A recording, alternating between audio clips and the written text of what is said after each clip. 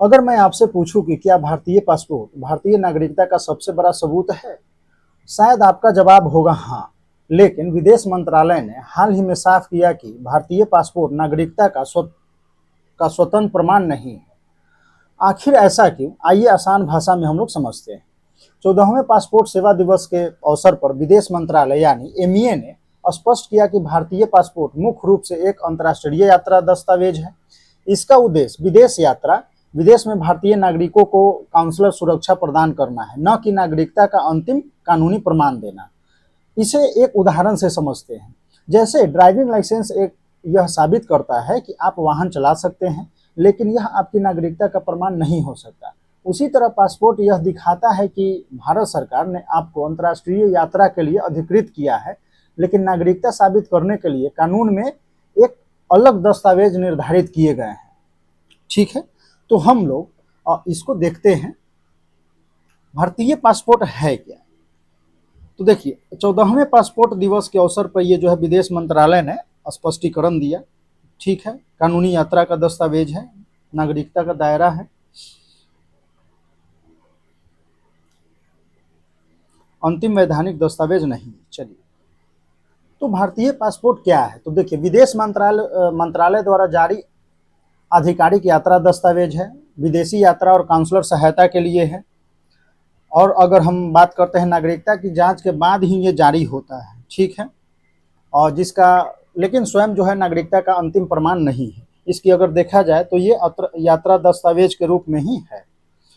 उन्नत पासपोर्ट प्रणाली की अगर हम बात करते हैं, हाल में जो बदलाव हुए हैं, तो advance passport system in India, देखिए, सुरक्षा और जालसाजी रोकने के लिए इसमें व्यापक तकनीकी बदलाव किए गए। जैसे RFID माइक्रोचिप जो है प्रौद्योगिकी, वर्तमान में जो चिप सक्षम ई पासपोर्ट है जिसमें रेडियो फ्रीक्वेंसी माइक्रोचिप लगी होती है।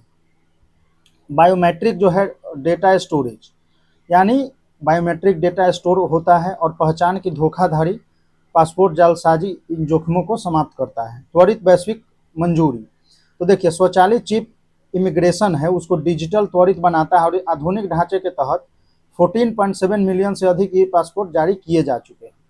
वहीं पे अगर हम बात करते हैं कि एक्सटेंडेड इंटरनेशनल मोबिलिटी की, तो हाल में मजबूत प्रवासन हो गया, गतिशील साझेदारियां, माइग्रेशन मोबिलिटी पार्टनरशिप के कारण भारतीय पासपोर्ट वैश्विक पहुंच बढ़ी है। जैसे आप ये बोल सकते हैं कि वीजा मुक्त प्रवेश 27 देशों में, 19 में केवल 16 थे। वैश्विक पर्यटन और व्यापार को बढ़ावा मिला है इससे।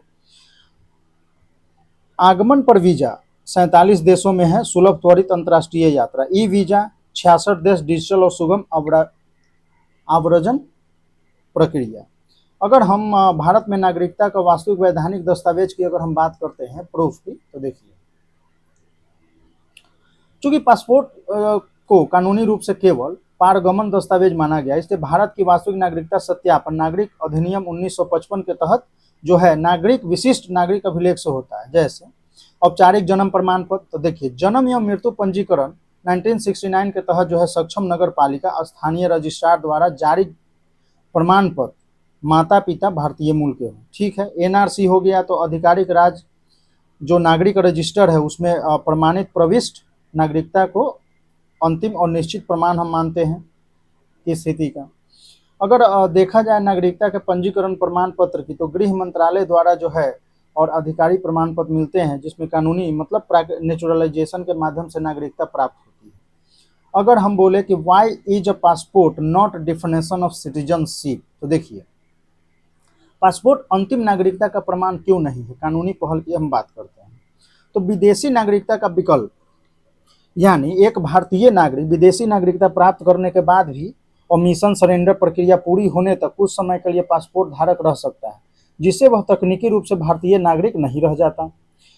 न्यायिक व्याख्या की अगर हम बात करते हैं, तो विभिन्न अदालतों ने समय समय पर स्पष्ट किया कि पासपोर्ट केवल यात्रा के उद्देश्य से नागरिकता की एक प्रथम दृष्टया प्राइमा फेसी जो है धारण तो बनाता है, लेकिन नागरिकता का अंतिम और अकाट विधिक प्रमाण जो है नहीं है। वहीं पर अगर हम स्ट्रक्चरल डिफरेंसेज और पासपोर्ट वर्सेस सिटीजनशिप की हम बात करते हैं, तो देखिए, भारतीय पासपोर्ट नागरिकता अभिलेख, तो देखिए इसका नोडल एजेंसी कौन है, एमईए है, विदेश मंत्रालय पासपोर्ट का। मूल कानून कौन है, पासपोर्ट अधिनियम कानून जो है 1967। प्राथमिक कार्य क्या है, अंतर्राष्ट्रीय यात्रा। स्वरूप क्या है, तकनीकी पारगमन दस्तावेज। वहीं पर नागरिकता अभिलेख की अगर हम बात करते हैं तो नोडल मंत्रालय हो गया एमएचए, गृह मंत्रालय, मिनिस्ट्री ऑफ होम अफेयर्स। मूल कानून हो गया नागरिकता अधिनियम जो है 1955। प्राथमिक कार्य हो गया संप्रभु विधिक अधिकार। स्वरूप हो गया स्थायी संवैधानिक स्थिति। ठीक है, वैल्यू एडिशन के पर्पज से अगर आप देखें तो ये जो है लीगल ट्रांजिट डॉक्यूमेंट हो गया, स्टैट्यूटरी सिविक रिकॉर्ड हो गया। तो ये सब चीज़ें जो है आप यूज कर सकते हैं अंग्रेजी में आंसर राइटिंग के लिए। वहीं पर अगर संवैधानिक हम प्रावधान की बात करते हैं तो भाग 2 में भारतीय संविधान में नागरिकता से संबंधित बंद है जो अनुच्छेद 5 से 11 तक है। संघ सूची की अगर हम बात करते हैं तो नागरिकता हो गया, प्रवासन हो गया, पासपोर्ट पूरी तरह से केंद्र सरकार के अधिकार क्षेत्र गृह और विदेश मंत्रालय के अंतर्गत आते हैं। निष्कर्ष की अगर हम बात करते हैं तो वही है कि विदेश मंत्रालय का स्पष्टीकरण जो है वो पासपोर्ट के प्रशासनिक कार्य नागरिकता के संवैधानिक स्थिति के बीच एक स्पष्ट कानूनी रेखा खींचता है।